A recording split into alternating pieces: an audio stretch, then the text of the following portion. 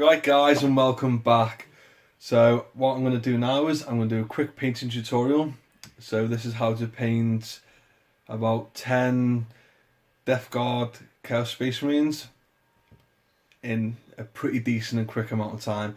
It took me about 3 to 4 hours to do, but I'm not here for this instance to win any awards. It's just a quick tutorial because basically I want to use them on Sunday in Games Workshop for when the beginners weekend. So yeah, not the beginners weekend, the beginners Sunday events that they have every Sunday. You go down, you use a couple of PowerPoints, I think it's 25. You learn how to use the basic models, the basic rules, blah blah blah.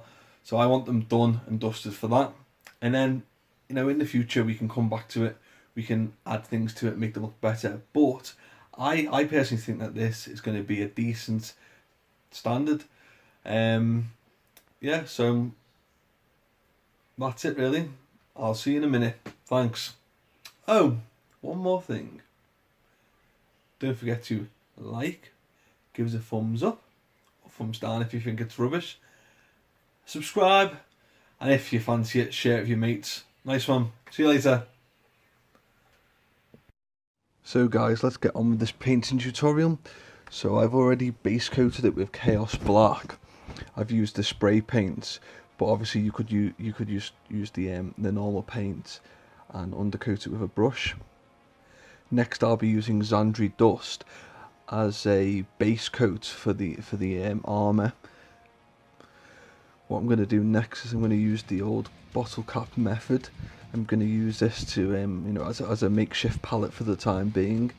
I'm going to use so this is the main colour for the armour. It's Death Guard green from Games Workshop, and obviously I'm going to use this to paint over all the armour on top of the xandred dust. Each model we're going to do it in like a file and rank process. So we're going to do all the base coat of xandred dust. Then once that's dry, we're going to go over it with the Then once that is done, we're going to go over it with the Death Guard green. So we've left these models to dry for a few minutes. Then we're going to use the black from Vallejo. Once again, I'm going to put this on a palette as it's a dropper bottle, and I'm going to paint in all like the black details, such as the gun, as you can see here. The hand grenades.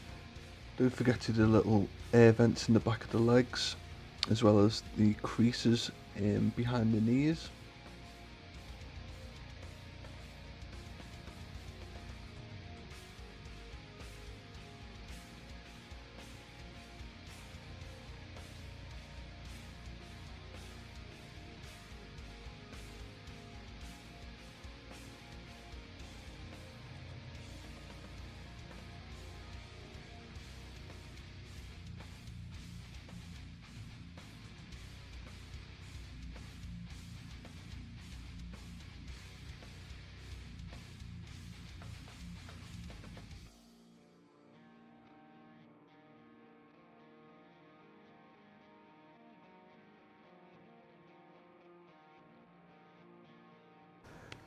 So what I'm going to do now, guys, is I'm going to try and create the 3D effect for the models. So what we do is we use the dry brushing method. I'm using the Games Workshop, or should I say Citadel layer paint. It's called Nurgling Green. And basically what you do is you put a bit on your brush, then you put a bit on your brush which is completely dry, should I say, and you put it on, you dab it off onto the tea towel, and then you dry brush the reduced amount of paint onto the model, as we can see. And what this method does is it catches the paint on the highest edges of the model. What I'll do is I'll show you after I've dry brushed each model the effect that it has upon the paintwork. With some of the models, what I've done is I haven't fully assembled them because I've wanted to get into each part of the detailed areas, which will enable me to paint it, to a higher standard.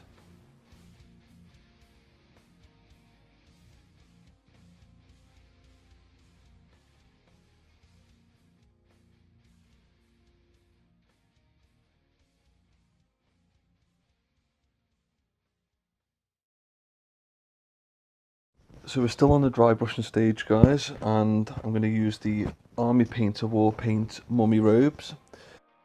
So what you've got to do now with the Army Painter stuff, because the paint is so thick, you have to shake it really well to make sure that both the pigments and the medium mix well together. And this highlight is going to be used to go over all like the teeth and the bone looking areas. This is to give it, you know, more of like a bony effect. It will also act as like a second highlight as well for the rest of the arm and the model, which will further enhance its 3D effect.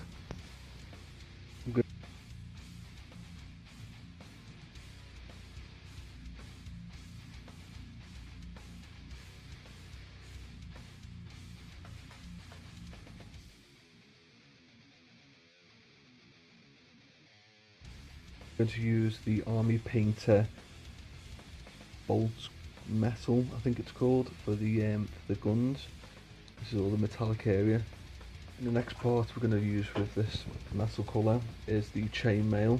Obviously we want this to be like a silvery bolt gun effect. That's the metallic stage complete for the silver.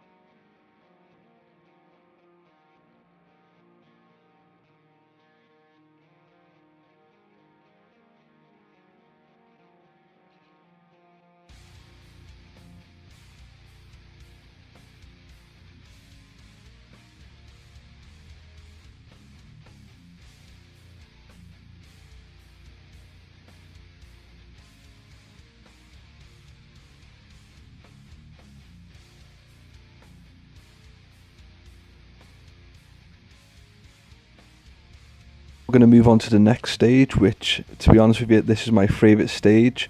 I'm going to name this the Liquid Talent stage. Liquid Talent stage.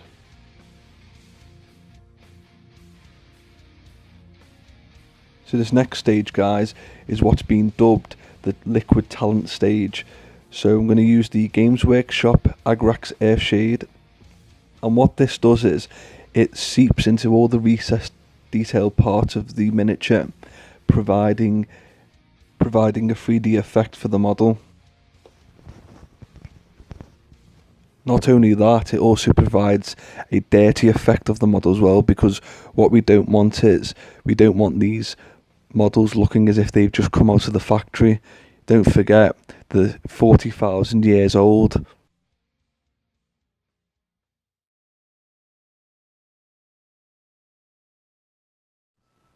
The reason why I call this Liquid Talent stage is basically this allows anyone's painting abilities to be improved by, say, 100%. It just makes the models look so much better.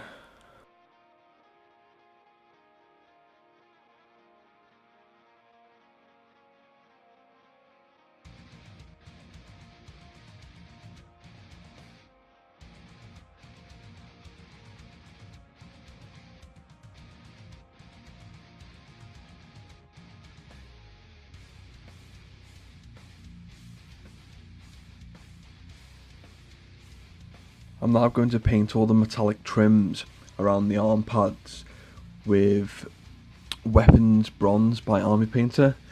I'm also going to use this on any little iconography, you know, for the Death Guard symbols as well. Obviously I'm going to do this on all of the models.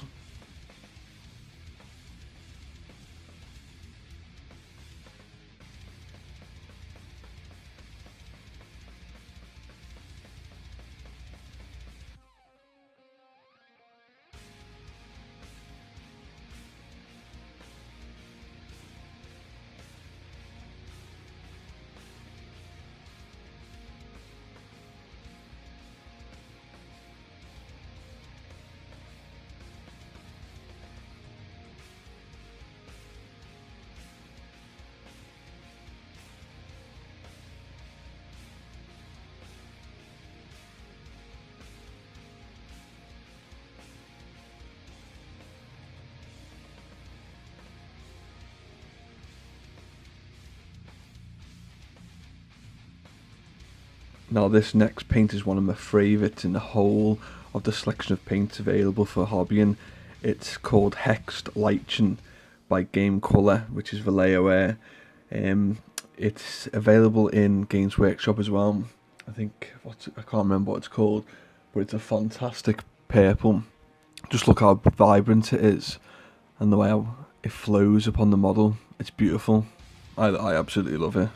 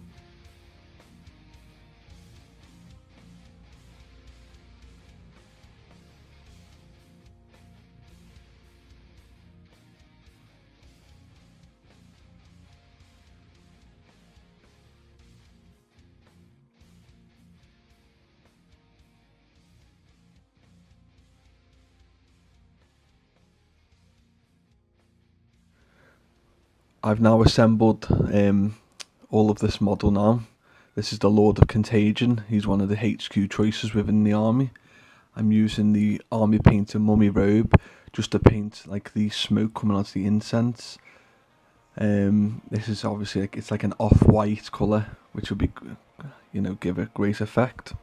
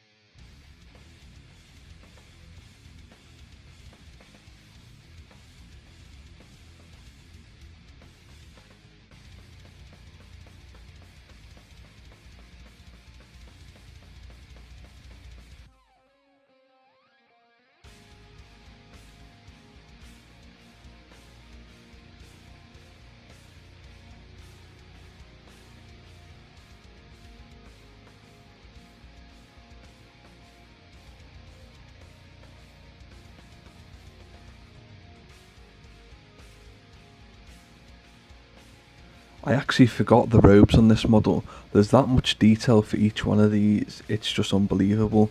You can't keep up. So I'm using the Citadel Mephisto red as a base coat, and I'm also using it on this champion as well, because I was going to leave it this colour, but I just thought it looked too dull and didn't really blend in. Sorry, it did blend in too much with the rest of the model. I actually forgot the robes on this model. There's that much detail for each one of these. It's just unbelievable. You can't keep up. So I'm using the Citadel Mephisto red as a base coat, and I'm also using it on this champion as well, because I was going to leave it this.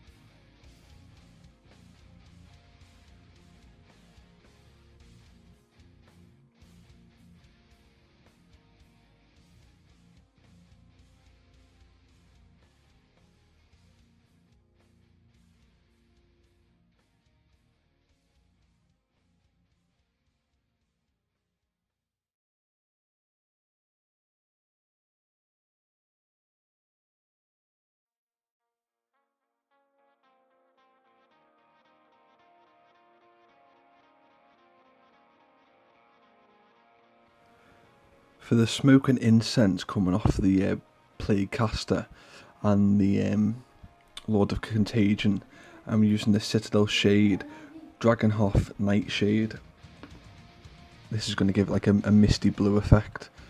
It's going to also give it a good 3D effect as well.